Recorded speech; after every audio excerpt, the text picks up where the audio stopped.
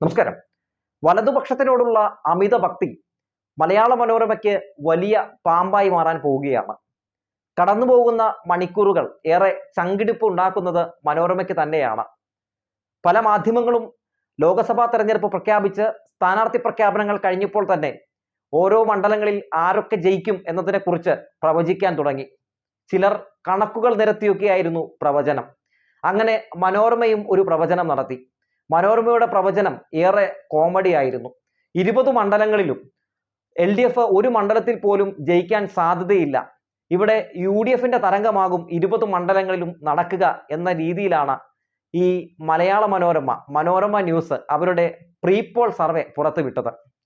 Pre-poll survey പുറത്തുവിട്ടപ്പോൾ അവർ വിചാരിച്ചു ഇതൊക്കെ ജനങ്ങൾ അങ്ങ് വിശ്വസിക്കുമെന്ന്. വലതുപക്ഷം വലിയ പ്രതിസന്ധി നേരിട്ടുകൊണ്ടിരിക്കുന്ന കേരളത്തിൽ മലയാള മനോരമ പോലൊരു പ്രമുഖ ചാനൽ പുറത്തുവിടുന്ന എക്സിറ്റ് പോൾ ഫലം ഉയർത്തിപ്പിടിച്ചുകൊണ്ട് ജനങ്ങളെ തെറ്റിദ്ധരിപ്പിച്ച് വോട്ട് ഉണ്ടാക്കാൻ അവർക്ക് കഴിയുകയാണെങ്കിൽ കഴിയട്ടെ എന്ന ഒരൊറ്റ ചിന്തയിൽ നിന്ന് പുറത്തു വന്ന പ്രൊഡക്റ്റാണ് ആ പ്രീപോൾ സർവേ എന്ന് ആർക്കാണ് അറിയാത്തത്. ഓരോ ഇടങ്ങളിലും, അതായത് 20 മണ്ഡലങ്ങളിലും ജയസാധ്യത UDFനാണെന്ന് പറഞ്ഞ് അവർ പുറത്തുവിട്ട പ്രീപോൾ സർവേയുടെ കാർഡുകൾ ഓരോ സ്ഥാനാർത്ഥികളും തങ്ങളുടെ ഫേസ്ബുക്കിലിട്ട് മാക്സിമം അവർ അത് ബിസിനസ് ചെയ്യാൻ, മാക്സിമം ജനങ്ങളെ സ്വാധീനിക്കാനുള്ള ശ്രമങ്ങൾ നടത്തി. പക്ഷേ വലതുപക്ഷ മാധ്യമമായ മാതൃഭൂമിയാണ് മനോരമയ്ക്ക് പണി കൊടുത്തത്. മനോരമ ഇത്തരത്തിൽ 20 സീറ്റുകളിലും UDF തരംഗം എന്ന മട്ടിൽ ഒരു പ്രീപോൾ സർവേ പുറത്തുവിട്ടപ്പോൾ മാതൃഭൂമിയാകട്ടെ എല്ലായിടങ്ങളിലും UDF ജയിക്കാൻ സാധ്യതയില്ല എന്ന മട്ടിലാണ് അവരുടെ പ്രീപോൾ സർവേയും പുറത്തുവിട്ടത്. എന്നാലും UDFന് തന്നെയാണ് മുൻതൂക്കം അവർ പ്രവചിച്ചത്. അതുകൊണ്ടൊക്കെ തന്നെ തിരഞ്ഞെടുപ്പിന്റെ റിസൾട്ട് പുറത്തു വരുമ്പോൾ മനോരമയും മാതൃഭൂമിയും ഒക്കെ ചോദ്യം ചെയ്യപ്പെടും എന്ന കാര്യത്തിൽ ഒരു സംശയവും വേണ്ട.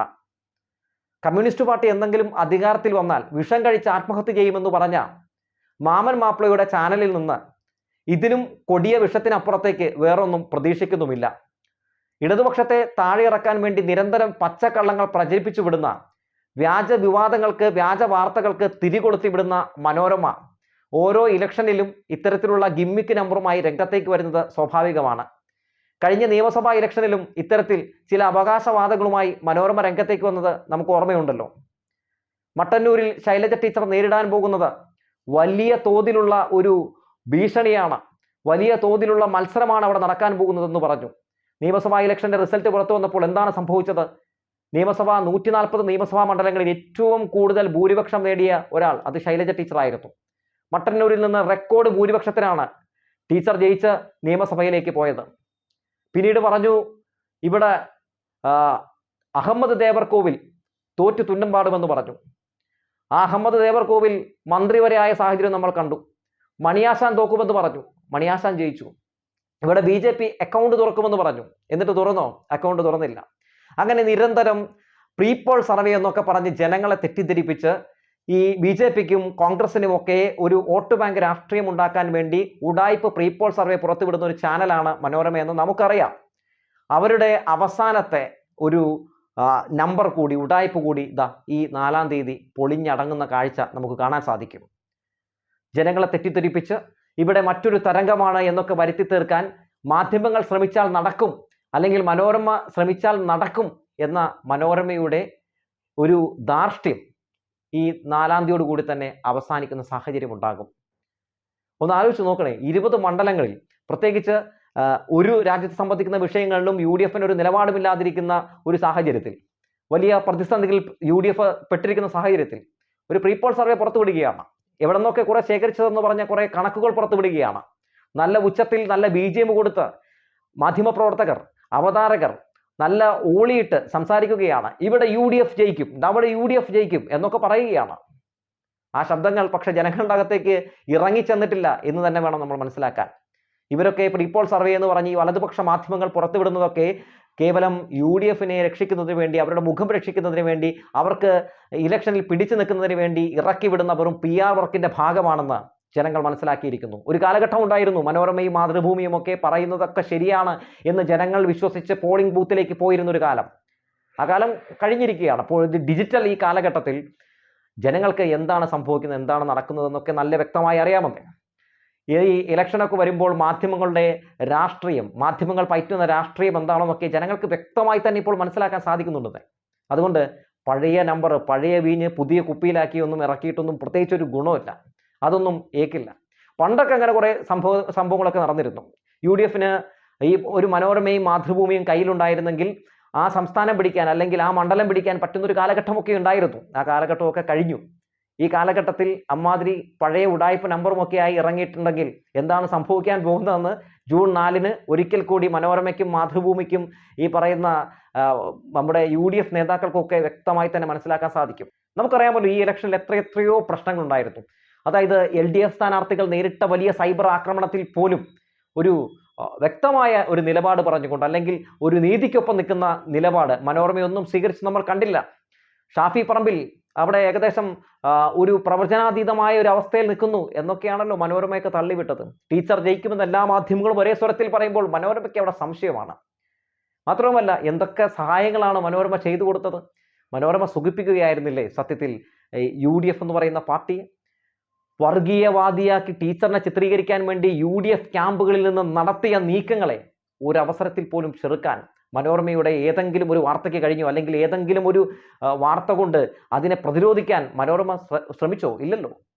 ശൈലജ ടീച്ചർ വർഗീയവാദിയാണ്, ടീച്ചറെ ബോംബമ്മ എന്ന് വിളിക്കണം, ടീച്ചർ മുഹമ്മദ് നബിയെ ആക്ഷേപിച്ചു എന്നൊക്കെ തുടങ്ങി എത്രയെത്ര പച്ച കള്ളങ്ങൾ നിരത്തിയാണ്. ടീച്ചറിന്റെ അവസാനം കാഫിറായ സ്ത്രീ എന്ന് വരെ വിളിച്ചില്ലേ ടീച്ചർ? അങ്ങനെ പല പല രീതിയിലുള്ള ആക്രമണങ്ങൾ നേരിട്ടപ്പോഴും ഈ മനോരമയൊക്കെ എവിടെയായിരുന്നു?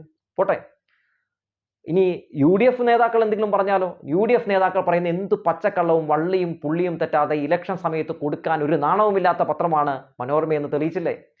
ഇലക്ട്രൽ ബോണ്ടിൽ നിന്ന് CPM പണം കൈപ്പറ്റി, എൻ്റെ കയ്യിൽ തെളിവുണ്ട് എന്ന് VD സതീശൻ മാധ്യമങ്ങൾ മുമ്പിൽ നിന്ന് വിളിച്ചു പറയുമ്പോൾ തലയിൽ ആൾതാമസമുള്ള മാധ്യമപ്രവർത്തകർ, എൻ്റെ സതീശേട്ടാ, SBI പുറത്തുവിട്ട പട്ടികയൊക്കെ ഞങ്ങളുടെ കയ്യിലുണ്ട്, ഇതിലെവിടെയാണ് CPM പണം കൈപ്പറ്റിയത് എന്ന് പറഞ്ഞതാ എന്ന് പറഞ്ഞ് അവിടെ മാധ്യമപ്രവർത്തകർ ഒച്ചപ്പാടുണ്ടാക്കിയ സാഹചര്യമൊക്കെ നമ്മൾ കണ്ടതാണ്. പക്ഷേ ഇതൊന്നും ഞങ്ങൾ കണ്ടില്ല എന്ന മട്ടിൽ സതീശൻ പറഞ്ഞ പച്ചക്കള്ളം വള്ളിയും പുള്ളിയും തെറ്റാതെ മലയാള മനോരമ ന്യൂസ് പേപ്പർ അത് റിപ്പോർട്ട് ചെയ്ത കാഴ്ച നമ്മൾ കണ്ടതല്ലേ? ചാനലിലും കൊടുത്തില്ലേ അവർ അത്തരത്തിലുള്ള വാർത്തകൾ? അപ്പോൾ അതുകൊണ്ട് മനോരമയെ സംബന്ധിച്ച്, മനോരമയുടെ കാഴ്ചക്കാരെ സംബന്ധിച്ച്, മനോരമ വരിക്കാരെയൊക്കെ സംബന്ധിച്ച് അവർ ഒരു വലിയ തീരുമാനമെടുക്കുന്ന ഒരു ദിവസം കൂടിയായിരിക്കും ജൂൺ 4 നമുക്ക് ഉറപ്പിച്ചു പറയാൻ കഴിയും. പൈസ കൊടുത്ത് പച്ചക്കള്ളം മേടിച്ച് രാവിലെ തന്നെ വായിക്കേണ്ട, അല്ലെങ്കിൽ കുത്തിത്തിരിപ്പ് വാർത്ത വായിക്കേണ്ട ഒരു സാഹചര്യമൊന്നും പൈസ കൊടുക്കുന്നവനില്ല. പിന്നെ എന്തായാലും മലയാള മനോരമയ്ക്കും അത് നന്നായിട്ട് തന്നെ അറിയാം. ഈ 20 സീറ്റുകളിലും ജയിക്കുമെന്ന് പറഞ്ഞത് വലിയ അബദ്ധമായി പോയില്ലേ എന്ന് ഇപ്പോൾ മിക്കവാറും മനോരമയൊക്കെ ചിന്തിക്കുന്നുണ്ടാകും. അതുകൊണ്ട് ഇവരൊക്കെ ഇപ്പോൾ ശ്രമിക്കുന്ന പ്രധാനപ്പെട്ട കാര്യം വേറൊന്നുമല്ല, ഇവിടുത്തെ ഭൂരിഭാഗം വലതുപക്ഷ അനുകൂലമായിട്ട് നിൽക്കുന്ന ചാനലുകളും ഈ ജനം പോലുള്ള ഏഷ്യാനെറ്റ് പോലുള്ള BJP അനുകൂലിക്കുന്ന ചാനലുകളും ഒക്കെ ഇപ്പോൾ പുതിയ വിവാദങ്ങൾ ഉണ്ടാക്കിക്കൊണ്ടുവരികയാണല്ലോ. അതായത് ഈ ജൂൺ 4 നിന്ന് ശ്രദ്ധ തിരിക്കാൻ, LDF തരംഗത്തിൽ നിന്ന് ശ്രദ്ധ തിരിക്കാൻ വേണ്ടി എന്തൊക്കെ പച്ചക്കള്ളങ്ങളാണ് നമ്മുടെ ഈ ഇടയിലേക്ക് തള്ളിവിടുന്നത്. പാർക്കോഴ വിവാദം എന്ന് പറഞ്ഞ്, രണ്ടാം പാർക്കോഴ വിവാദം എന്ന് പറഞ്ഞൊരു പച്ചക്കള്ളം ഈ ഏഷ്യാനെറ്റ് ന്യൂസ് തിരികൊളുത്തി വിട്ട കാഴ്ച നമ്മൾ കണ്ടില്ലേ? ഒരു ബാറുടമ അവരുടെ ഗ്രൂപ്പിൽ വോയിസ് ക്ലിപ്പ് ഇടുകയാണ്. ആ വോയിസ് ക്ലിപ്പ് എടുത്തിട്ട് 25 കോടി രൂപ മേടിച്ചിട്ട് സർക്കാർ പുതിയ മദ്യനയം നടപ്പിലാക്കാൻ പോവുകയാണ്. ഇത് പൈസ സർക്കാരിന് കൊടുക്കാൻ വേണ്ടി ആവശ്യപ്പെട്ടുകൊണ്ട് അനിമോൻ എന്ന് പറയുന്ന ഒരു ബാറുടമയിട്ട വോയിസ് ക്ലിപ്പാണ് എന്നൊക്കെ പറഞ്ഞ് എന്ത് രീതിയിലുള്ള ഭൂകമ്പം ഉണ്ടാക്കാനാണ് നിങ്ങൾ ശ്രമം നടത്തിയത്? എന്ത് സംഭവിച്ചു? ഉളയിലെ അതിൻ്റെ വെടിക്കെട്ട് തീർന്നില്ലേ? ഈ അനിമോൻ എന്ന് പറയുന്ന ബാറുടമ എന്താണ് പറഞ്ഞത്? ഞങ്ങളുടെ സംഘടനയ്ക്ക് കെട്ടിടം വാങ്ങാൻ വേണ്ടി ആവശ്യപ്പെട്ടുകൊണ്ട് ഞാനിട്ട ഒരു വോയിസ് ക്ലിപ്പാണ്, ഇതിൽ ബാർക്കോഴയൊന്നുമില്ല എന്ന് പറയുന്ന സാഹചര്യം നമ്മൾ കണ്ടു. അപ്പോഴത്തേക്കും എക്സൈസ് വകുപ്പ് മന്ത്രി രാജിവെക്കണം എന്ന് പറഞ്ഞ് VD സതീശൻ വരുന്നു. അങ്ങനെ സ്വിച്ചിട്ടതുപോലെ നിരവധി കുത്തിത്തിരിപ്പ് നേതാക്കൾ വന്നിരുന്ന് സർക്കാരിനെ കടന്നാക്രമിക്കുന്ന കാഴ്ച നമ്മൾ കണ്ടു. അത് പക്ഷേ അതിൻ്റെ പേരിൽ അന്തിച്ചർച്ച വരെ നടത്താൻ ഒരു ഉടുപ്പുമില്ലാതെ മാധ്യമപ്രവർത്തകർ എങ്ങനെ കോട്ടിട്ട് AC റൂമിലിരുന്ന കാഴ്ചയും നമ്മൾ കണ്ടില്ലേ? അതെല്ലാം പൊട്ടിപ്പൊളിഞ്ഞപ്പോൾ എവിടെയെങ്കിലും ഇവർ മാറ്റി പറയാനോ മാപ്പ് പറയാനോ ഞങ്ങൾക്ക് തെറ്റുപറ്റിയെന്ന് പറയാനോ അവർ സമയം കണ്ടെത്തിയോ? ഇല്ല. ഇപ്പോഴും എന്നോ ചത്ത കുട്ടിയുടെ ജാതകവും എടുത്തുകൊണ്ട് നടക്കുകയാണ് ഏഷ്യാനെറ്റ് ന്യൂസ് അടക്കമുള്ള ചില ചാനലുകൾ. അതിനുശേഷവും ഒരു ഗംഭീര ഗീർവാണവുമായിട്ട് എത്തിയില്ലേ BJP നേതാവ് ഷോൺ ജോർജ്? എന്താണ് പറഞ്ഞത്? അബുദാബിയിലെ കൊമേഴ്ഷ്യൽ ബാങ്കിൽ വീണ ജോർജിന് ഒരു അക്കൗണ്ട് ഉണ്ടെന്നും, എക്സാലോജിക് എന്ന് പറയുന്ന കമ്പനിക്ക് ഒരു അക്കൗണ്ട് ഉണ്ട്, അക്കൗണ്ടിലേക്ക് പ്രൈസ് വാട്ടർ കൂപ്പേഴ്സും അതുപോലെ തന്നെ SNC ലാവലിംഗ് കമ്പനിയൊക്കെ കോടിക്കണക്കിന് രൂപയാണ് ഇട്ടിരിക്കുന്നത്, എൻ്റെ കയ്യിൽ തെളിവുണ്ട് എന്ന് പറഞ്ഞ് ഷോൺ നേരെ ഹൈക്കോടതിയിലേക്ക് പോയി. എന്ത് സംഭവിച്ചു? ഷോണിന്റെ ഹർജി തള്ളി. ഷോൺ പറയാണ് മാസപ്പടി വിവാദത്തിൽ അന്വേഷണം വേണം. ആദ്യം ആ ഹർജി തള്ളുന്നു, പിന്നീട് പറയുന്നത് ആ ബാങ്കിൽ കിടക്കുന്ന പൈസയുടെ കാര്യത്തിൽ അന്വേഷണം വേണം, ആ ഉപഹർജിയും തള്ളുന്നു. എന്തുകൊണ്ട്? തെളിവില്ല എന്ന് കോടതിക്ക് മനസ്സിലായി. കേവലം രാഷ്ട്രീയ ലാഭത്തിന് വേണ്ടി കോടതിയെ പോലും ഉപയോഗപ്പെടുത്തുന്നു എന്ന് മനസ്സിലാക്കിയപ്പോഴാണ് കോടതി ചവിട്ടി പുറത്താക്കിയത്. മാത്യു കുഴൽനാടനും അടിച്ചിരുന്നല്ലോ ഒരു മാസപ്പടി വിവാദവുമായി ബന്ധപ്പെട്ട് എന്തൊക്കെ പുകിലായിരുന്നു. 1.72 കോടി CMRL എക്സാലോജി കമ്പനിക്ക് കൊടുത്തു എന്ന് പറഞ്ഞായിരുന്നല്ലോ പച്ചക്കള്ളം. എന്ത് സംഭവിച്ചു? വിജിലൻസ് കോടതി ഇതുപോലെ തന്നെ എല്ലാ രേഖകളും എടുത്ത് പരിശോധിക്കുന്നു. യാതൊരു തെളിവുമില്ല എന്ന് മനസ്സിലാക്കുമ്പോൾ വിജിലൻസ് കോടതിയിൽ നിന്ന് മൂവാറ്റുപുഴ MLA മാത്യു കുഴൽനാടൻ കരഞ്ഞുകൊണ്ടാണ് ഇറങ്ങിയത്. എത്രയോ 9 മാസം ജനങ്ങളെ പറ്റിച്ച് മാധ്യമങ്ങളിലൂടെ എന്തൊക്കെ രീതിയിലുള്ള പച്ചക്കള്ളങ്ങളാണ് പ്രചരിപ്പിച്ചുകൊണ്ടിരുന്നത്. ഈ മാധ്യമങ്ങൾ ഇടതുപക്ഷത്തിനെതിരെ ഇത്തരത്തിൽ ഓരോ വ്യാജ പ്രചരണങ്ങൾ നടത്തുന്നത് അവർ പറയുന്ന പച്ചക്കള്ളങ്ങൾ മറച്ചു വെക്കാൻ വേണ്ടിയാണ്. ഇനിയിപ്പോൾ ഈ 2-3 ദിവസം ഇല്ലാത്ത പല കുത്തിത്തിരിപ്പ് വാർത്തകളും ചൊറിച്ചൽ വാർത്തകളും ഒക്കെ ഏഷ്യാനെറ്റിന്റെ, മനോരമയുടെ, മാതൃഭൂമിയുടെ ഒക്കെ ഭാഗത്തുനിന്ന് ഉണ്ടാകുമെന്ന കാര്യത്തിൽ ഒരു സംശയവും വേണ്ട. കാരണം ഇവർ പറഞ്ഞ എക്സിറ്റ് പോൾ ഫലങ്ങൾ, ഇവർ പറഞ്ഞ ഭരണവിരുദ്ധ വികാരം ഇതൊന്നും സംഭവിച്ചില്ല.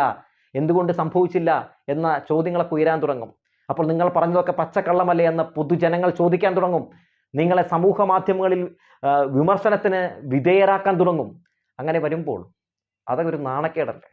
നിങ്ങളുടെ പച്ചക്കള്ളം കയ്യോടെ പിടികൂടുമ്പോൾ നിങ്ങൾ സ്ഥിരം ചെയ്യുന്ന ഉഡായിപ്പ് നമ്പർ ഉണ്ടല്ലോ, ഏത് നീതിക്കൊപ്പം നിൽക്കാതെ വേട്ടക്കാരനൊപ്പം നിൽക്കുന്ന, അല്ലെങ്കിൽ പച്ചക്കള്ളം പ്രചരിപ്പിച്ചുവിട്ട് അതിൻ്റെ പേരിൽ അന്തിച്ചർച്ച നടത്തുന്ന ഒരു പരിപാടി. ആ കലാപരിപാടികൾ ഈ 2-3 ദിവസം നമുക്ക് കാണാം. 4-ാം തീയതി കഴിഞ്ഞാലും ഒരാഴ്ച പിടിച്ചു നിൽക്കാൻ വേണ്ടി ഇടതുപക്ഷത്തിനെതിരെ ഇല്ലാത്ത ഇതുപോലുള്ള മുളയിലെ തീരുന്ന, അല്ലെങ്കിൽ പടച്ചു വിടുമ്പോൾ തന്നെ 8 നിലയിൽ പൊട്ടുന്ന കുറെ ഗിമ്മിക്ക് നമ്പറായി പുറത്തേക്ക് വരും. ഷോൺ ജോർജും മാത്യു കുഴൽനാടനും സതീശനും ഒക്കെ ഇതിനു വേണ്ടി തന്നെ ഇരിക്കുകയാണല്ലോ. തെളിവ് എന്ന് പറയുന്ന ഒരു സാധനം നിങ്ങൾ വാഗൊണ്ട് പോലും ചോദിക്കരുത്. അതായത് BJP നേതാക്കൾ, UDF നേതാക്കളൊക്കെ എന്തെങ്കിലും രീതിയിലുള്ള ആരോപണങ്ങൾ അടിച്ചുവിട്ടാൽ എന്തിൻ്റെ അടിസ്ഥാനത്തിൽ, എന്താണ് ഈ ഇങ്ങനൊരു ആരോപണം ഉന്നയിക്കാനുള്ള കാരണം, തെളിവുണ്ടോ എന്ന് ഒരാളും ചോദിക്കില്ല. അതാണ് ഇന്നിൻ്റെ കാലത്തെ മാധ്യമ പ്രവർത്തനം എന്ന് പറയുന്നത്. ഇതിന് മാധ്യമ പ്രവർത്തനം എന്നൊന്നും പറയാൻ പറ്റില്ല. ഇതാണ് അധാർമിക മാധ്യമ പ്രവർത്തനം. കേവലം റേറ്റിങ്ങിന് വേണ്ടി ആ സഞ്ജു ടെക്കിയൊക്കെ കിടന്ന് കാണിക്കുന്നുണ്ടല്ലോ, അതുപോലെ സഞ്ജു ടെക്കിമാരായിട്ട് മാറുകയാണ് നമ്മുടെ ഇവിടുത്തെ മാധ്യമങ്ങൾ എന്ന് പറഞ്ഞു വെച്ചുകൊണ്ട് നിർത്തുകയാണ്.